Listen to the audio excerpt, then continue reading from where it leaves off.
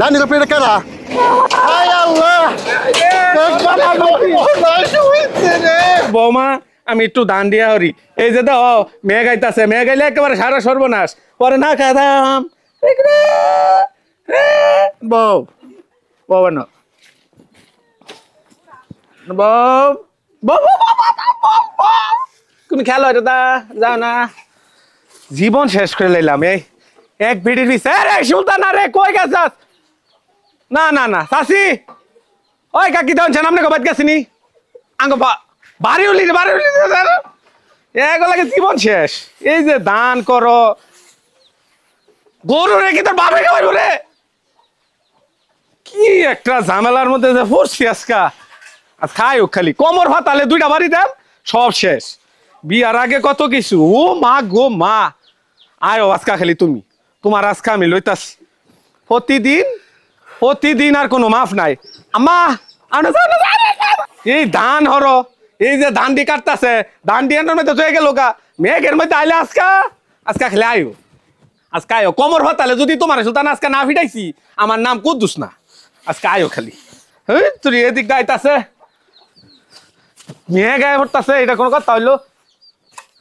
আমা লড়ে না এনে দাও তুমি চাচি একটু দাও সাইডা আমি গরুটা খালি লইয়া না আয়াম খাচ্ছন্নি তুই কি ভাইছস বিয়ার আগে জ্বালাইছস অন্য জ্বালাস আর খালি তুই আজকে চাচি একটু দাও সাইডা তুমি একটু দেখো এই কা খারো আয়ো কই দিয়েছ ইয়া তো খেত আমার তো বাবা শান্তি নাই। আমার তো শান্তি নাই। তোমার কে শান্তি নাই? শান্তিটা তো আমার নাই। সুলতানাটা বিয়ার তোমরা আমি বারবার কইছিলাম তোমরা এই সিরিজে বিয়া হরাও না অবশ্য আমারও দুষ্টা আছিন অনে দা অবস্থাটা এই যে সেইটারে থয়ে যে গেছে কমকে 2 ঘন্টা হইছে কোনো খোঁজ খবর নাই। তোরে খাউন দে না তোরে খাউন দিব কেমনে?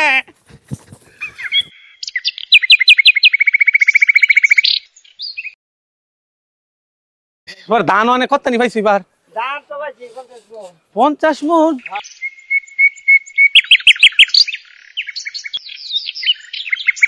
হ্যাঁ এবার একটু কম হয়ে গেল না? এবার দাম এবার কম ফলন কম। ফলন কম। আমি তো পাইছি 80 মণ কিন্তু ওইলে 80 মণ হইলে কি হইব? আমার সংসার তো কাগজের ঘর। গরুর প্রতি তাই তার ও অনেক বেটেন কর গরুর প্রতি মন আছে লই এই গরুটা হ্যাঁ গরু এই এটা কারা? এই নানি রূপে এটা কারা? হাই রে হাই মাই রে হালাই ফির রে উই যে কেন রে হাই আল্লাহ রে কে নাই কিসে শেষ হচ্ছে রে হাই আল্লাহ আরে কিসে এই রে কানে আমার এই যে কেন দেখি হাই আল্লাহ একবার আমি নাই হইছে রে এই ওই তোর মায়া হ্যাঁ এই যে একটা লাইনের তো বসে আছে লাইনের তো বসে আছে একবারে চুপ আল্লাহ বাঁচাইতে রে ভাই করে আল্লাহ বাঁচাইতে লাইলা তো জোয়ানা কেন কোন তুমি না চলবি তো এই বাসা কেউ নাই ভাই বাসা কেউ নাই বাবা আমি ভাই শুনেন এই যে এদিক দিয়ে যাইতাছি খালি আপনার মায়া না খালি এই জন্য আল্লাহ একবারে বলে লাইনের মতো দিন দিন আমার সোনার চান আমার গুলো দিন কতক্ষণ না আমার গুলো একটু দিন দিন দিন মা দাগ ও কান্দো না মা বাড়িতে কেউ নাই লোক নাই ভাই আমি ভাই গেছিলাম একটু গরুটা বানবা লাগে আমার বউ যে কই যা বাড়িতে কি আপনার বউ কেউ নাকি দেখার মতো কোনো লোক নেই একটা ভাই আমার বউ জানি কই গেছে আরে ভাই দেখছেন শুনেন নিচে দিকে আহেন এই যে দেখেন এই বাচ্চাটা এই দে তো আমি রে ভাই আজকে আমার কি সর্বনাশ হইল আল্লাহ আমি যদি আজকে না থাকতাম এখানে ভাই এদিক দিয়ে না আসতাম ভাই আমি আমার বউ ভাই পাইত নাই আমি যে ধানটা গলে উঠাইয়া নেকটা আইবো আমি গেছিলাম ভাই গরু টাকা হইবার লাগে সর্বনাশ এই যে রেল লাইনের পাশে বাড়ি জানি না কত পাশে বাড়ি এই জায়গায় এইরকম একটা বাড়িতে যদি আমি তো জানি না ভাই এরকম বাচ্চা সাইডা দিয়ে যদি আপনারা চলে যান সবাই তাহলে বাচ্চা রেল লাইনে আসবে না কই আসবো এর প্রতি সচেতন হইতে হইব না আপনাদের আমি তো ভাই খেয়াল করছি না ভাই আমার ভাই আপনি আমার বাপের ভাই আল্লাহ বাঁচাই আপনার ছেলে না মেয়ে? আমার এক টাইমে এটা আপনারা ভাই একটু হেফাজতে রাখবেন আপনারা, প্রিয় বন্ধুরা। ভিডিওটি ছিল সম্পূর্ণ একটা পরিকল্পিত। এই ভিডিও করতে গিয়ে সত্যি কথাই দেখেন গায়ের লোম পর্যন্ত দাঁড়িয়ে গেছে। মানে এই দেখেন কত সন্নিকটে রেল লাইনের বাড়ি, অনেকের বাড়ি এরকম, খুব সন্নিকটে এরকম একটা বাচ্চা থাকে।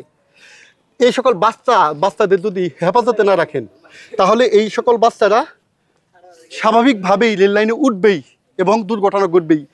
আমার এই ভিডিওটি করার উদ্দেশ্য হচ্ছে কিছুদিন আগে, মাত্র 1 মাস আগে, এই যে আমার শ্রীপুরের পাশের গ্রাম হচ্ছে সাতখামার গারারন এলাকা, এই এলাকার একটা ছোট্ট একটা বাচ্চা এভাবে হেঁটে হেঁটে হেঁটে এভাবে মনে করে রেল লাইনের উপর দাঁড়িয়ে গেছে।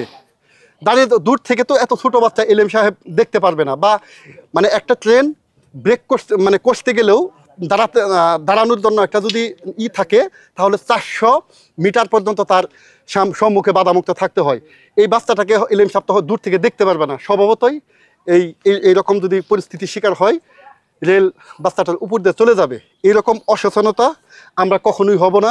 আমাদের রেল লাইনের পাশে যদি আমাদের বাড়ি থাকে, আমাদের এই সকল ছোট ছোট বাচ্চা আমরা সুন্দর মতো দেখভাল করে রাখবো, হেফাজতে রাখবো। তো সবার সুস্থতা কামনা করছি, সবার সচেতনতা কামনা করছি। সবশেষে একটাই মেসেজ থাকবে, যাদের বাড়ি রেল লাইনের আশেপাশে তারা এই সকল ছোট ছোট বাচ্চাদের দেখে রাখবেন। সবাই ভালো থাকবেন। আল্লাহ হাফেজ।